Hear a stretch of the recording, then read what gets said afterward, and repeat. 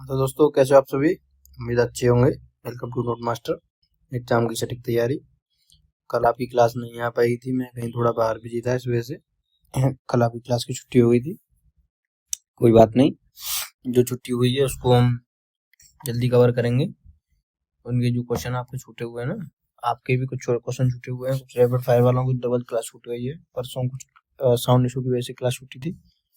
चलिए कोई नहीं, क्लास को शुरू करते हैं, टाइम नहीं लेते हैं, ठीक है ना।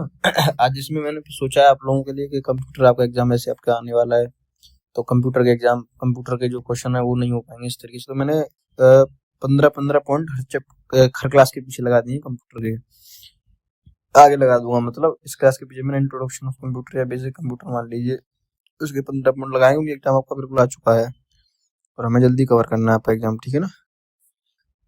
चलिए शुरू करते हैं। भारतीय संविधान की कुल कुल कितनी सूचियां हैं भारत संविधान में, कुल कितनी सूचियां हैं, पहला क्वेश्चन ये है।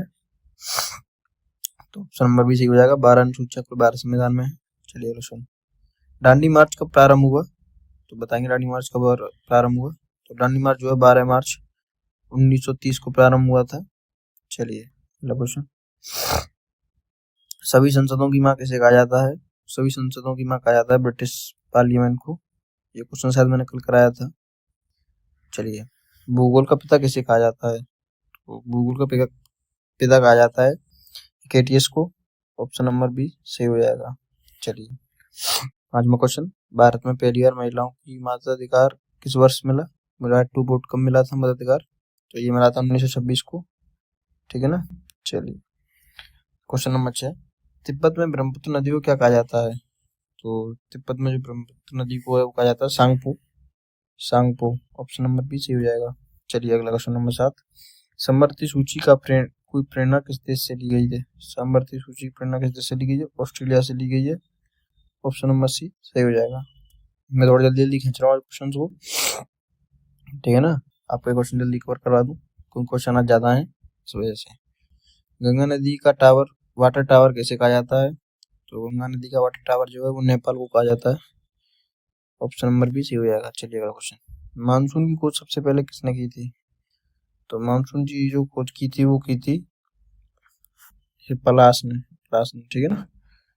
चलिए, बंगाल का आतंक किसे कहा जाता है, तो बंगाल का आतंक कहा जाता है जलमुखी को। ऑप्शन नंबर भी सही हो जाएगा। चलिए 11 नंबर पर चलते हैं।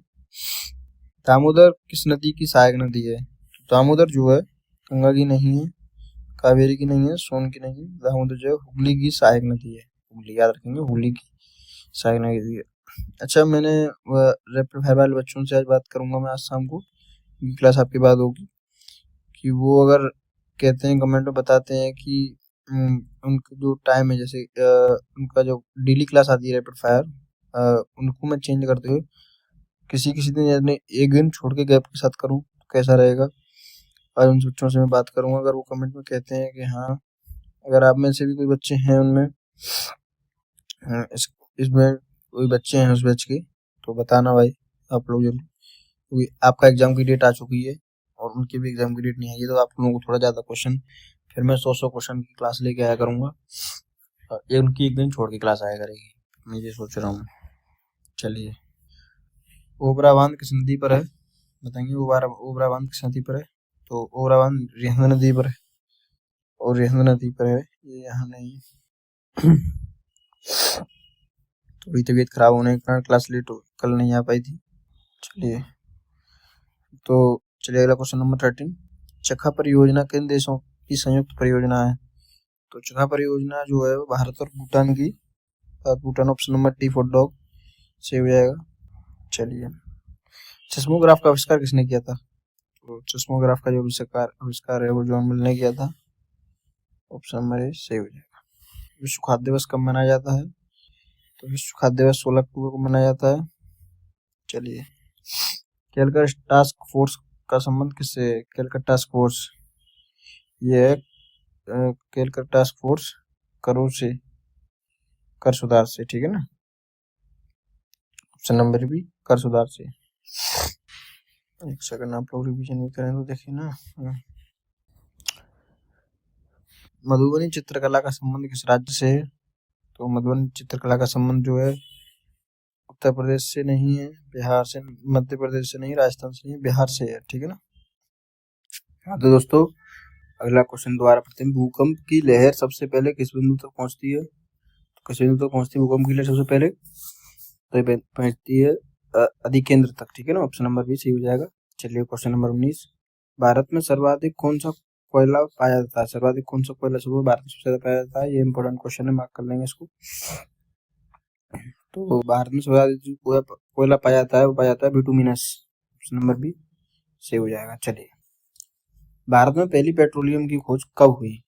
पेट्रोलियम की जो खोज है भारत में पहली बार कब हुई? तो ये हुई थी 1902 नहीं, 1947 नहीं, 1930 नहीं, ये हुई थी 1860 में। चलिए, सर्वप्रथम पेट्रोलियम खोज कहाँ हुई थी?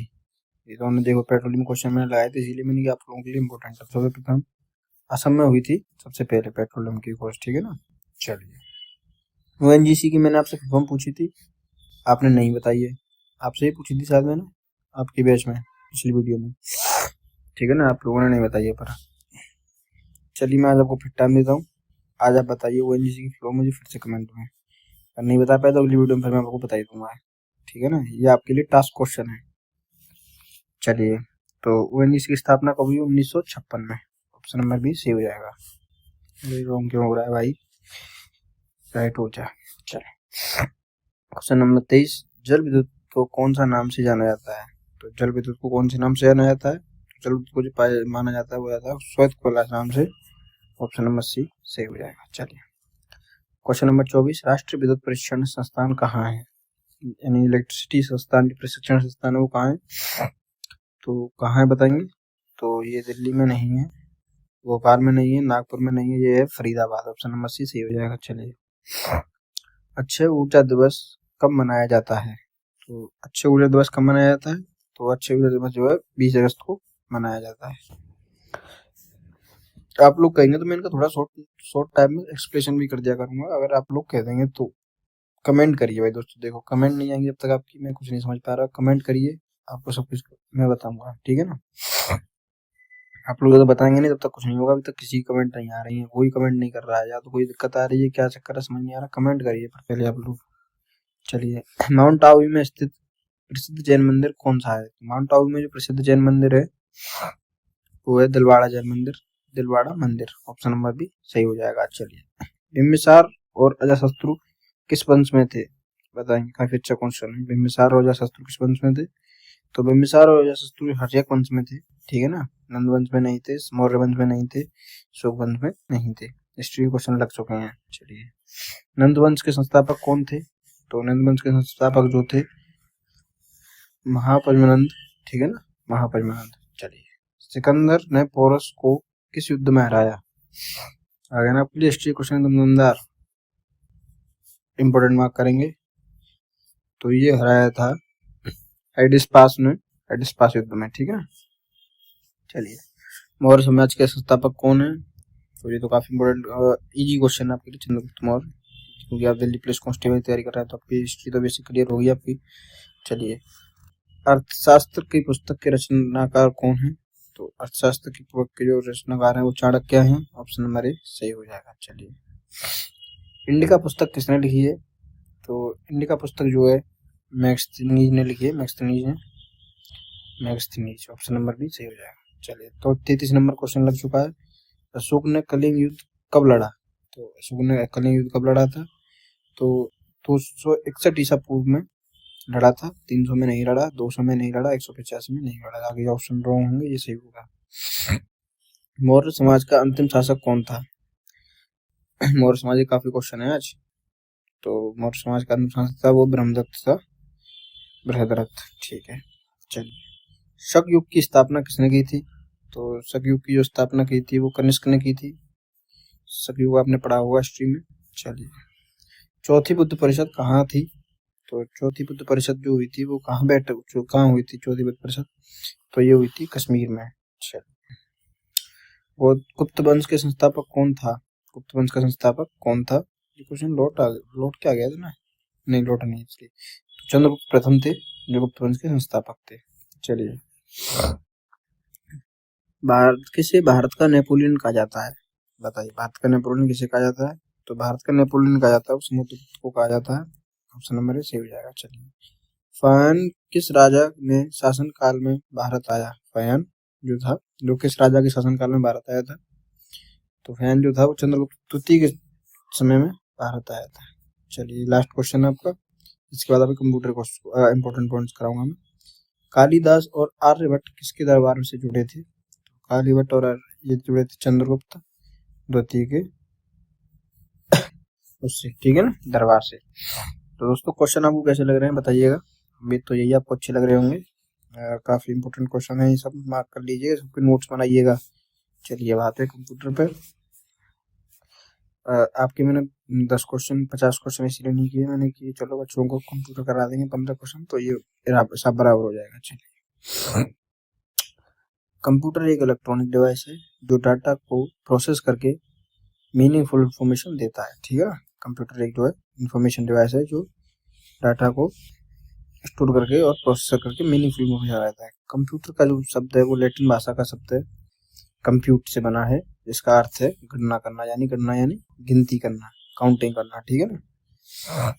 कंप्यूटर एक हाई स्पीड, एक्यूरेसी और स्टोरेज कैपेसिटी के लिए जाना जाता है, ठीक है ना। कंप्यूटर जो है हाई स्पीड के लिए, एक्यूरेसी के लिए और स्टोरेज कैपेसिटी के लिए जाना जाता है। इससे आप बड़े से बड़े टास्क इजीली कर सकते हैं, ठीक है ना।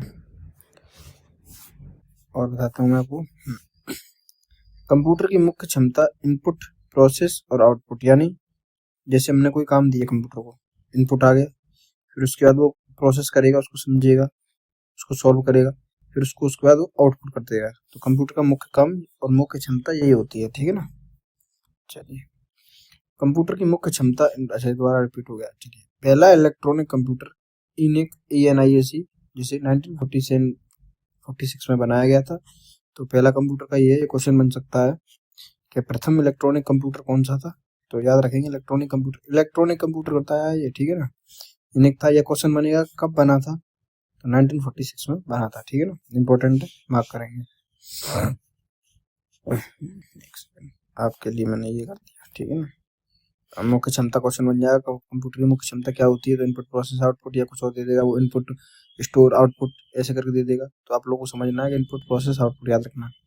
कंप्यूटर का आविष्कार चार्ल्स बेबेज को फादर ऑफ कंप्यूटर कहा जाता है, ठीक है ना। कंप्यूटर का आविष्कार जो है चार्ल्स बेबेज को कहा जाता है।